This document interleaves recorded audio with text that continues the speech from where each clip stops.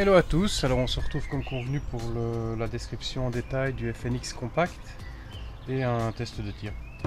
Je prends toujours autant de retard dans mes vidéos, c'est vraiment une cata, donc j'ai décidé de faire les choses un peu plus impro, c'est-à-dire un peu moins de temps passé au montage, donc il faudra faire avec mes bafouilles et mes hésitations. Veuillez m'en excuser en avance. Donc voilà, le FNX vous connaissez tous, Cybergun. Je remercie dans ce cas-ci le magasin Airsoft Team Gaming de Bruxelles pour les répliques. Donc vous connaissez le modèle tactical normal que je trouve moi personnellement trop encombrant. Donc il a la taille d'une agrafeuse ce truc ou d'un Karcher, il dépasse de tous les côtés. Mais enfin c'est un modèle tactical, c'est fait pour monter un silencieux, c'est fait pour monter un RMR, donc on peut comprendre l'encombrement, mais moi ça me plaisait pas spécialement. Donc je m'étais dit avec mon camarade Rémi de Rem Custom Work qu'on pourrait en faire une version civilisée, à savoir une version plus compacte. Ma référence en pistolet compact 9 mm a toujours été pour moi le Sig Sauer P226. Et donc je me suis dit que ça serait un bon objectif de viser cet encombrement là. Si on compare un FNX et un SIG, on constate qu'effectivement c'est possible, à condition de prendre des risques. Alors heureusement grâce à Rémi j'ai pu prendre ces risques, parce que Rémi m'a fourni un chargeur supplémentaire et un canon supplémentaire. Donc ça c'est le canon d'origine. Et ça c'est le modèle qui a été civilisé.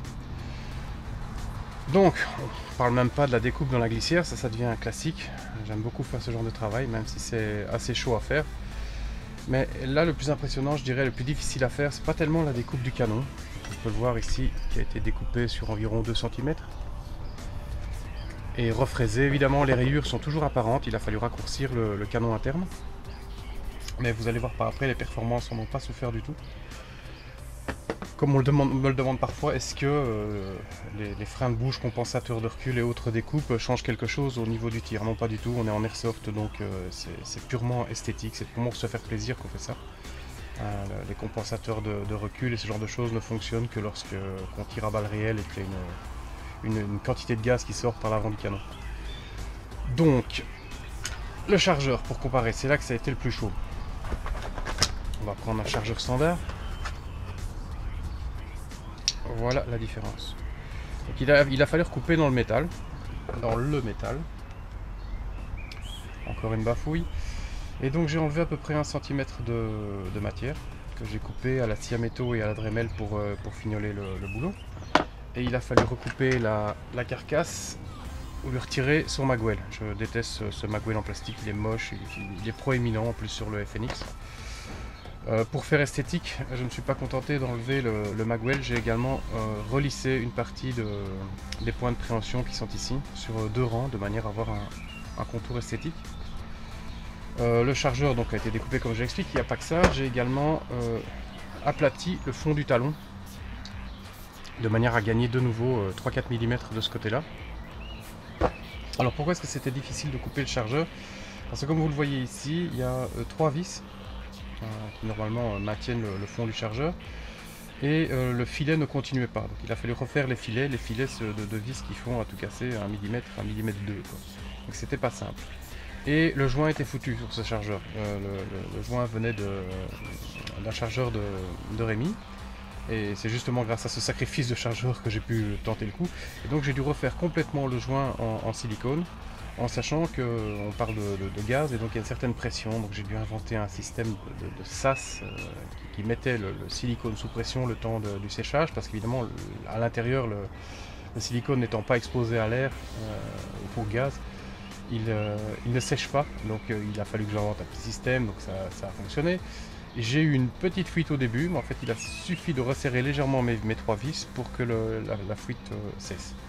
Et donc ça c'était la partie un peu plus chaude. Alors, même si j'avais eu le joint d'origine, ça ne m'aurait pas servi à grand chose parce qu'en fait il y a une petite cornière sur le tour du fond du chargeur et le joint vient se glisser parfaitement dedans. Et il est clair que quand moi j'ai découpé, je n'allais pas commencer à essayer de refaire cette cornière parce qu'il aurait fallu qu'elle soit parfaite pour être étanche.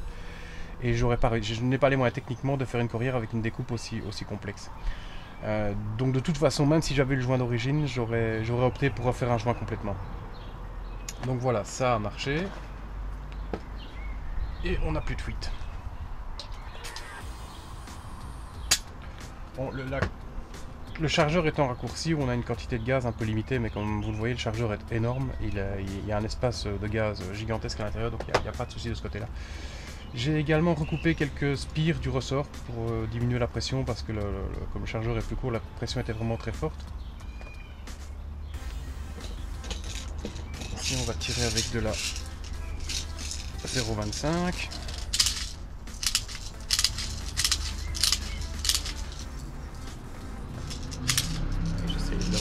En 15 onces, mais voilà. Donc voilà, FNX Tactical qui est devenu FNX Civil. Ah oui, j'ai réduit également la hauteur de la hausse et du guidon parce qu'il n'y a rien à faire. Ok, si on met un RMR ça a du sens, mais si on n'a pas l'intention de monter un RMR dessus, c'est vraiment beaucoup trop proéminent et on se retrouve avec un engin qui est beaucoup plus élégant et qui respecte l'objectif que je m'étais fixé, c'est-à-dire l'encombrement d'un Six-Hour P226. Ouais, je voudrais bien vous dire, je vais revenir dans une prochaine vidéo sur le Six-Hour P226 Poly avec des grippes en bois, mais voilà, je ne peux pas vous le promettre parce que je ne tiens pas mes promesses en vidéo. Donc si vous voulez en savoir plus sur le Six-Hour et sa gravure à l'acide, j'ai refait les gravures ici moi-même des marquages. On va attendre que le train passe, merci le train. Donc je disais, si vous voulez en savoir plus, je vous invite à me rejoindre sur ma page Facebook où il y a beaucoup plus d'activités que sur ma page YouTube. En fait, YouTube me sert réellement d'interface lorsque je veux montrer quelque chose de manière dynamique. Mais le gros de mes projets, le suivi au quotidien de mes projets se fait sur ma page Facebook. Donc je sais que tout le monde n'est pas fan de Facebook, personnellement je ne le suis pas non plus. Mais le côté pratique, je dois avouer que j'accroche. Donc on va se retrouver pour une petite séance de tir.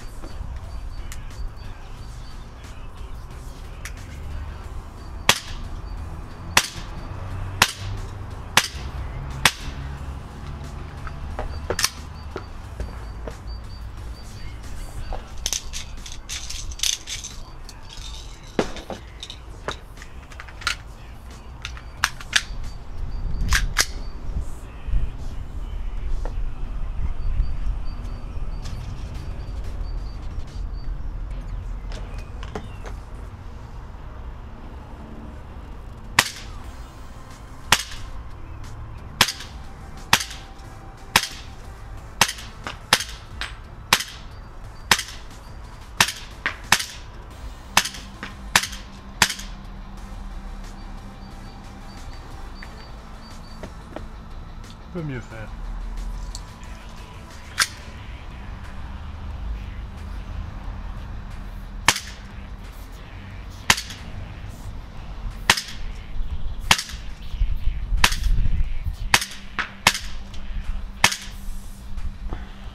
Voilà, FNX 45 compact, même avec le canon coupé, encore moyen d'atteindre sa cible. Donc là on était sur des petits gongs de 7 cm à 7 mètres. Et maintenant on va tirer sur une canette à 10-12 mètres. Toujours FNX 45 compact.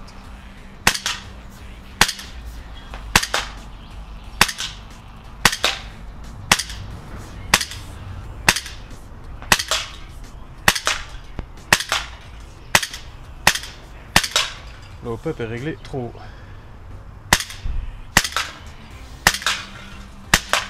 Enfin, comme on peut le voir, ça fonctionne. Donc voilà, cette vidéo est terminée. Merci merci d'avoir suivi. Merci pour votre patience, pour tous ceux qui continuent à me suivre malgré mon manque de régularité. Donc comme je le disais, je vous invite vraiment à me rejoindre sur Facebook où j'ai une activité beaucoup plus régulière.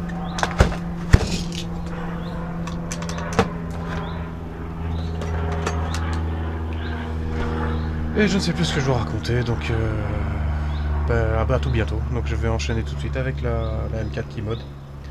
À bientôt.